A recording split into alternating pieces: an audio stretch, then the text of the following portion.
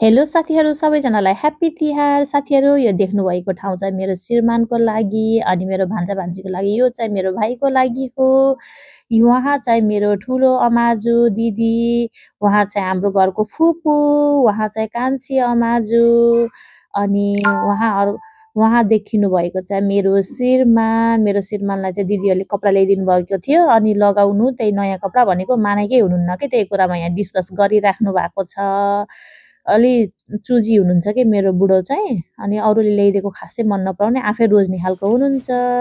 यहाँ चाहिँ मैले के अरे ओखर पनि फुटालेँ। यहाँ चाहिँ मैले भाइको लागि तयार गर्दैछु, मेरो इरालाई पनि सिकाउँदैछु साथीहरू। अनि साथीहरू मैले धेरै भिडियो सुट गर्न पाइनँ के यसपालि, किन भन्दा मैले अहिले चाहिँ म घरै बसेको के, भाइलाई यतै बोलाएको, घरमा मम्मी बुवा हुनुहुन्न, त्यही भएर अहिले तिहारमा चाहिँ यतै बसौँ, घरै बसौँ, अनि भाइलाई यतै बोलाउनु पर्ला भनेर घरमै मनाएको मैले तिहार चाहिँ। अनि मेरो ठुलो छोरी र सानो छोरीलाई सिकाउँदैछु टिका लगाइदिन। छन त दुईटाको दाजु दाइहरू हुनुहुन्छ हुनलाई, तर पनि मैले यतापट्टि मेरो छोरीले नि सिक्नुपर्छ भनेर अनि दुईटालाई गराएको के साथीहरू।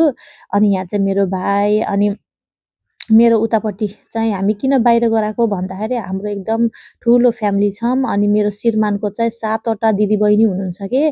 मेरो श्रीमान एक्लैले चाहिँ टिका लाउनुपर्छ 7जनाको हातबाट, तर अहिले चाहिँ मेरो एकजना बहिनी चाहिँ वहीँ विदेशै हुनुहुन्छ। अहिले 6जनाले मेरो श्रीमानलाई टिका लगाइदिने हो। नभए मेरो श्रीमानको निधारमा चाहिँ जहिले सप्तरङ्गी टिका के एकुन्टा गरेर 7वटी दिदीबहिनीले एक थोपा लगाइदिए पनि मेरो श्रीमानलाई पुग्ने हुन्थ्यो। अनि यहाँ चाहिँ हाम्रो धेरै दिदीबहिनी छौँ। अनि मेरो भान्जीले पनि धेरैजना दाजुभाइलाई लगाइदिने पहिलेबाट त्यही नियम गरेको, त्यही भएर त्यही गर्छिन्। मेरो इराले चाहिँ अहिले सेकेन्ड टाइम होला सायद मेरो छोरीलाई लगाइदिएको, किन भन्दा अब दिदीबहिनी दाजुभाइ नभए पनि दिदीबहिनीलाई भए पनि सिकाउनु पर्यो भनेर गरेको के। अनि मेरो फुपूले पनि यहीँ मेरो कान्छा ससुरालाई लगाउँदै हुनुहुन्छ। अनि ठाउँ एकदमै साँघुरो भयो के, मान्छे धेरै भए ठाउँ एकदमै साँघुरो भयो। अनि धेरैजना भएपछि कोही कता हुमुनी, अनि मैले जाने आफै जे आयो त्यही गरेको के साथीहरू। यहाँ सिमरन भान्जीले पनि लगाउने टाइम त भएको थियो, तर अब यहाँ निस्किनै मिलेकै छैन कि, हेर्नु न यहाँ। अनि मेरो बुवा मम्मी चाहिँ बाहिरै हुनुहुन्छ, मेरो फुपूले लगाइदिनु पर्ने। बुवालाई पनि अब बुवा बाहिरै हुनुहुन्छ, त्यही भएर फुपूले एकजना हाम्रो अङ्कललाई मात्र लगाइदिँदै हुनुहुन्छ। अनि के साथीहरू, मेरो घरमा मेरो जेठाजु पनि बाहिरै हुनुहुन्छ नि त। अनि मेरो यतापट्टिको मेरो अमाजु दिदीहरू अनि नन्दहरू के दाइलाई, मेरो ठुलो जेठाजुलाई मेरो ठुलो दाइलाई सम्झेर एकदमै रुनुहुन्छ के। दाइले कहिल्यै तिहारको टिका लाउन पाउनुहुन्न भनेर एकदम मिस गर्नुहुन्छ। अनि जहिले तिहारको बेलामा फोन गरेर अनि फोनमा यसो साइडमा राखेर दाइलाई पनि टिका लगाइदिनुहुन्छ दिदीहरूले। तर मैले यो स्ट्यान्ड राखेर खिचेको भिडियो हो कि साथीहरू, त्यही भएर मैले राम्रोसित के पनि देखाउन पाएको छैन। अब म यतातिर टिका लगाइदिने व्यस्त भएँ। अब यहाँ टिका लगाइदिएन भने त फेरि यो स्ट्यान्डतिर लाग्यो भने त कामै भ्याउँदिनँ, समय गइसक्छ। यहाँ चाहिँ मेरो भान्जीले ओखर फुटाल्न लगाइकन अनि नफुटेर यता र उता गरिराखेछिन् के, फुट्दै नफुट्यो भनेर। अनि मेरो दाइलाई सम्झेर मेरो जेठाजुलाई सम्झेर सबै दिदीबहिनी एकदम रुनुहुन्छ। अनि मेरो जेठाजुले चाहिँ आफ्नो भाइलाई, मेरो श्रीमानलाई चाहिँ एकदम लक्की रहेछ, जहिले दिदीबहिनीको हातबाट टिका लाउन पाउँछ, त्यो रहेछ सबैभन्दा भाग्यमानी भन्नुहुन्छ के। अब बाहिर भएपछि अब टाइम पनि मिल्दैन आउन, कति वर्ष भयो दाइ दिदीहरूले सँगै बसेर टिका नलाउनु भएको। उहाँ बस्ने भाइहरू मेरो भान्जाहरू हो कि, भान्जाहरू मात्र छन् अनि एउटा मात्र भान्जी छिन्।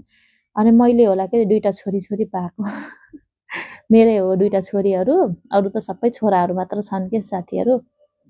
ल यही छ मेरो भिडियोमा अन्तिमसम्म हेरेर लाइक सेयर सब्सक्राइब गरिदिनु होला। यहाँ के मेरो ठुलो छोरीले टिका लगाइदिए बहिनीलाई, अनि यहाँ हेर्नु न, यहाँ छोरीलाई आऊ सानो टिका लगाइदेऊ दिदीलाई भनेको नमानेर गइछिन् के। मोरे मानी छैनन् के, माला लाइन् अनि पैसा पाइन्।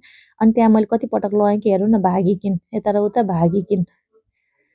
अनि मैले पछि केही सिप्न लगाएपछि मेरो ठुलो भान्जाले चाहिँ टिका लगाइदिएका छन्। अनि म अहिले के यो भिडियो अहिले मैले यहाँ भान्जाले टिका लगाइदिनु भयो नि त अनि म कस्तो भान्जाले के एउटा खाम दिएथेँ अनि भान्जाले घरैबाट के हाम्रो भान्जाले घरैबाट खाम प्याक गरेर लिएर आएका आइछन् है अनि यसपालि चाहिँ भान्जाले आफै देउसी भैलो खेलेर बहिनीहरूको लागि भनेर पैसा लिएर आएका आइछन् अनि म कस्तो इमोसनल भएँ कि त्यो देखेर भान्जा पनि कति बुझ्ने भएछन् जस्तो लाग्यो अनि यहाँ चाहिँ मेरो श्रीमान मेरो भाइ मेरो छोरीहरू भान्जाहरू देखिनु भएको छ उहाँहरू चाहिँ खानामै व्यस्त हुनुहुन्छ कि अनि मेरो घरमा कस्तो छ भन्दा मेरो श्रीमान एकदम आत्तिने के भोकले खप्न नसक्ने अनि किन भन्दा टिका पनि एकदमै टाइम लागेको थियो नि त टिका ढिलो थियो अनि यो गर्दा एकदम आत्तिने के भयो भन्ने अनि कतिखेर टिका लगाएर भ्याउँछु र खान्छु भन्ने जस्तो गर्ने अनि मेरो श्रीमानले सातवटै दिदीबहिनीलाई लगाइदिनु पर्छ नि त त्यही भएर दिदीबहिनीलाई सेतो मात्र लगाइदिनुहुन्छ अनि सबै दिदीबहिनी मिलेर आफ्नो रङ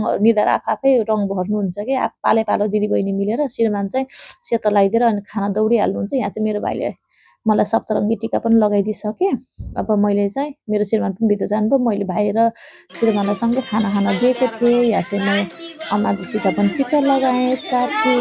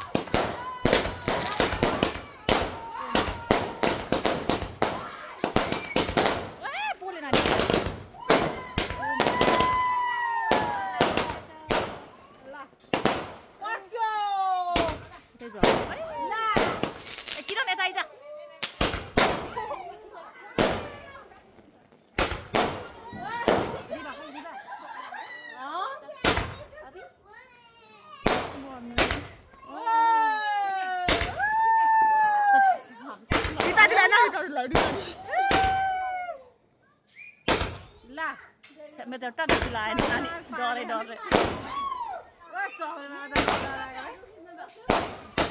मैं तो पहले को तिहारमा मेरो कपडा चलेको हो यस्तै गरेर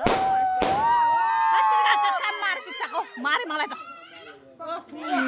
कमादेर भयो